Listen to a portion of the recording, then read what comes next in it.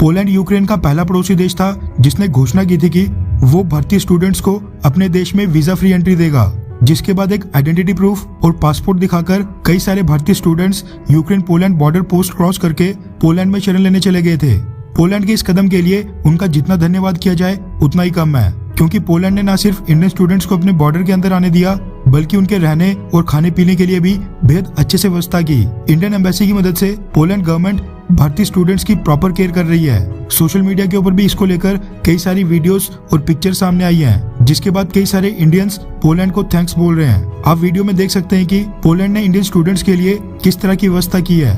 Poland Ukraine border के ऊपर आज की डेट में काफी केओस है, अफरा तफरी है, भीड़ भड़ाका है और यूक्रेन के नागरिकों समेत कई सारे देशों के स्टूडेंट्स, बच्चे, बूढ़े, महिलाएं हैं जो किसी भी तरह पोलैंड बॉर्डर के अंदर एंटर होने की कोशिश कर रहे हैं। इसके बावजूद पोलैंड कोशिश कर रहा है कि भारतीय स्टूडेंट्स की जितनी हो सके उतनी मदद की जाए, लेकिन पोलैंड की सरकार और पोलैंड की जो भारत में एम्बेसी है उसको थैंक्स बोलना तो दूर की बात है। शिवसेना पार्टी की राज्यसभा मेंबर प्रियंका चतुर्वेदी ने ट्विटर के ऊपर पोलैंड पर आरोप लगाते हुए एक ट्वीट कर दिया, जिसमें पोलैंड की भारत में एम्बेसी को स्पेसिफिक तौर पर टैग करके पोलैंड के ऊपर आरोप लगाया गया कि पोलैंड कई सारे भारतीय स्टूडेंट्स को अपने देश में एंट्री नहीं दे रहा है और जिन स्टूडेंट्स को एक दिन पहले एंट्री दी गई थी उनको पोलैंड ने वापस से यूक्रेन भेज दिया है। शिवसेना की राज्यसभा एमपी प्रियंका चतुर्वेदी ने आगे लिखा है कि इसकी वजह से इंडिया में कई सारे पेरेंट्स पैनिक कर रहे हैं। ऐसे में विदेश मंत्रालय इस मुद्दे में दखल दे।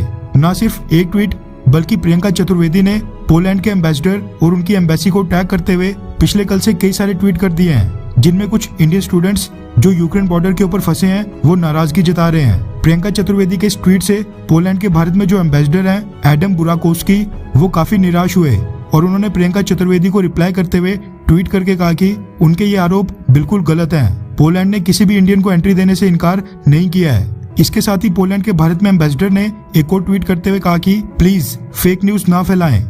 जो लोग इन खबरों का आविष्कार करते हैं वो लोगों को नुकसान पहुंचाना चाहते हैं, वो दहशत और निराशा पैदा करना चाहते हैं। कृपया उन लोगों को नुकसान पहुंचाने में मदद ना करें।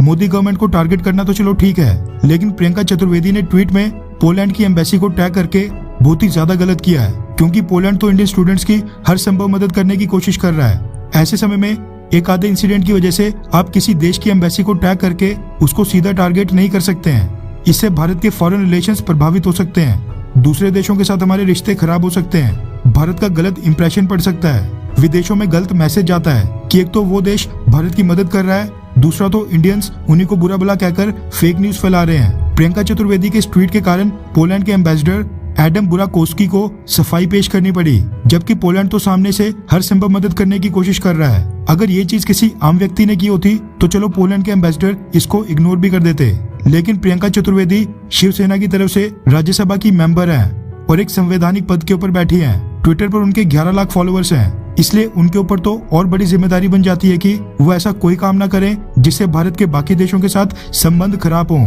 जहाँ तक बात यूक्रेन के बॉर्डर के ऊपर फंसे इंडियन स्टूडेंट्स की है जो बॉर्डर के ऊपर परेशान हो रहे हैं, उनको भी ये समझना चाहिए कि ये बहुत ही डिफिकल्ट टाइम है, उनको स्पून फीडिंग नहीं की जाएगी। इंडियन एम्बेसी के अधिकारी भी लाखों रेफ्यूजीज के बीच एक एक इंडियन स्टूडेंट्स को पकड़कर गोद में नहीं बिठा सकते हैं। एक एक स्टूडेंट के लिए बसेस का इंतजाम बिल्कुल नहीं हो सकता है। कुछ इनिशिएटिव्स तो उनको खुद भी लेने पड़ेंगे। इस तरह की वॉर लाइक सिचुएशन में कुछ गिने चुने आइसोलेटेड इंसिडेंट सामने आते ही हैं, मुश्किलें आती हैं। यूक्रेन के बॉर्डर के ऊपर लाखों रेफ्यूजीज के बीच एक एक इंडियन स्टूडेंट तक पहुंचना बहुत ही मुश्किल होगा। ग्राउंड के ऊपर कई सारी परेशानियां होती हैं। विदेशों में कई रूल, रेगुलेशंस और प्रोटोकॉल्स को फॉलो करना पड़ता है। हालांकि भारतीय सरकार हर संभव कोशिश कर रही है कि हर एक इंडियन स्टूडेंट को परेशानी ना हो। इसके लिए इंडियन गवर्नमेंट ने 4 टॉप मिनिस्टर्स तक भेज दिए हैं। इसके साथ ही अभी कुछ घंटे पहले खबर आई है कि यूक्रेन से भारतीय स्टूडेंट्स को निकालने के लिए इवैक्यूएशन ऑपरेशन में सहायता के लिए भारतीय एयरफोर्स की मदद लेने का फैसला किया गया है। सरकार ने फैसला किया है कि इवैक्यूएशन ऑपरेशंस के लिए यूक्रेन के पड़ोसी देशों में C-17 Globemaster military transport aircraft भेजे जाएंगे। साथ में यूक्रेन के लिए जिस C-17 ग्लोबमास्टर में ह्यूमैनिटेरियन एड भेजी जाएगी, उसमें भी भारतीय स्टूडेंट्स को यूक्रेन के बॉर्डर से एयरलिफ्ट करके भारत वापस लाया जाएगा। इसलिए भारतीय स्टूडेंट्स पैनिक ना करें और मैच्योरिटी दिखाते हुए यूक्रेन के बॉर्डर के ऊपर जो भी सिचुएशन है उसको अच्छे से हैंडल करें। खैर, आपको क्या लगता है कि इंडियन गवर्नमेंट भारतीय स्टूडेंट्स की इवैक्यूएशन के लिए क्या पर्याप्त कदम उठा रही है? हाँ या फिर ना? नीचे कमेंट करके अपनी राय जरूर बताएं।